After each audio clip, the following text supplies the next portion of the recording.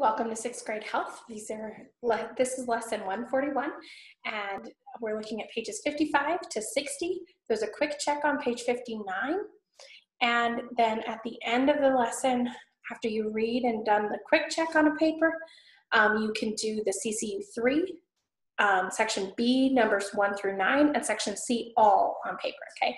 And all of that, the quick check and the CCU, can be done on the same paper. I'm okay with that as long as you label that, okay? All right, we are going to continue looking at growth. We last time looked at the growth of a baby and how the different stages that they go through as they're being as they're growing in the mom's tummy. I'm going to ask a couple questions where you, name the term where you grew and developed inside your mother's body. Where you grew and developed inside your mother's body. That was the womb, okay? What functioned as your kidneys, lungs, and intestines before you developed these organs? That was the placenta. And the lifeline that transported oxygen and nutrients from your mother's blood to your own was the umbilical cord. All right, so throughout life, you continue to grow as you did before birth when your body makes new cells. That's how you grow. Your body reproduces itself in new cells, okay? Because we follow a certain pattern, it is predictable what's going to happen, but the rate of growth is unique. Nobody grows just like you, okay? Your body is going to grow at different rates from different people, and so that's why we have a typical weight and height for different ages, but it's not always that, which is fine. So when you were born, you were probably if you were 7 or 8 pounds, and you can ask your parents what your weight was when you were born. If you were 7 or 8 pounds when you reached your first birthday, you probably were 20 to 24 pounds. That's basically tripling your weight. But as you grow, and you may remember some of these milestones that you came across, but you were developing motor skills, things that you learn, like crawling and then walking, talking, coordination.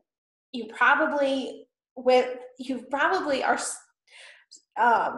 through a lot of shoes, a lot of shoe sizes, a lot of clothes, and you'll read the different ones, different things that you would have gone through.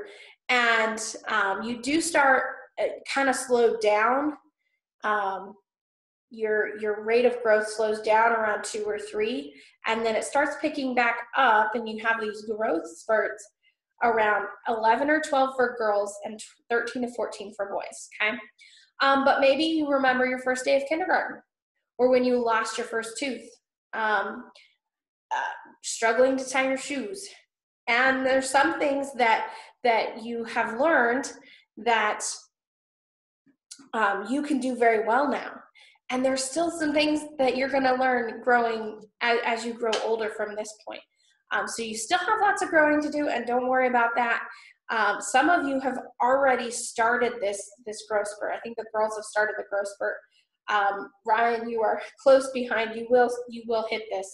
And there's lots of different things that you're going to grow. But we're going to take some time to talk about the cells and how they relate to the growth, okay? The cell is the basic unit of the human body. They come in many different sizes. And if you look at page 58, you'll see some of the different sizes that they come in.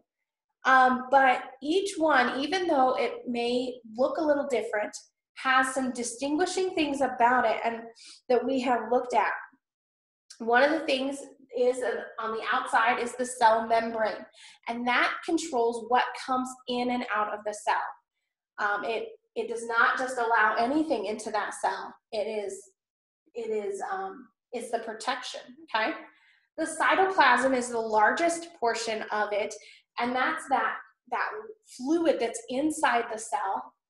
And the organelles, they kind of sound like organs. There's tiny organs that perform the work of the cell.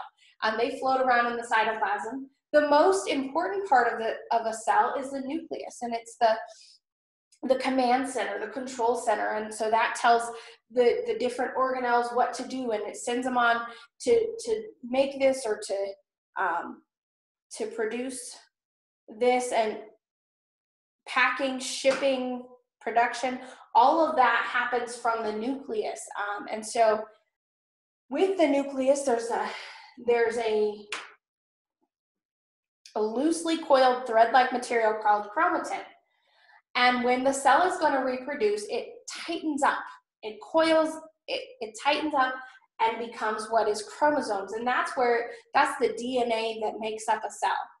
And so when it reproduces, it says, okay, the hair color is this, the eye color is this, and those things make sure, the characteristic traits make sure that they transfer to the new cell. Because otherwise, if it said your hair was blonde and now this new cell that is made says black, then you might get a black hair that comes in on your head. And so that's kind of what that would look like.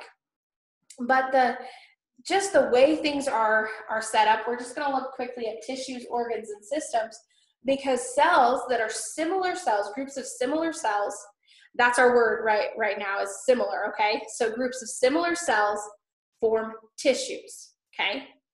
Now groups of similar tissues form organs, and groups of organs performing similar tasks make up the body's systems, and the systems performing their duties and viewed as a whole comprise the body.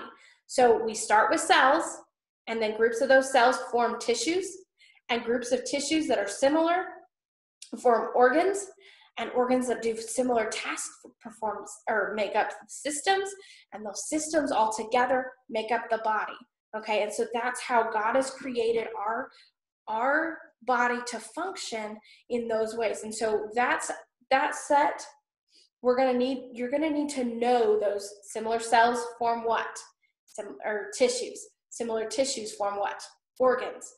Organs performing similar tasks make up what? Systems. Systems make up what? Your body, okay? So that's something that we're gonna be looking at and learning. Sorry, my nose is itching.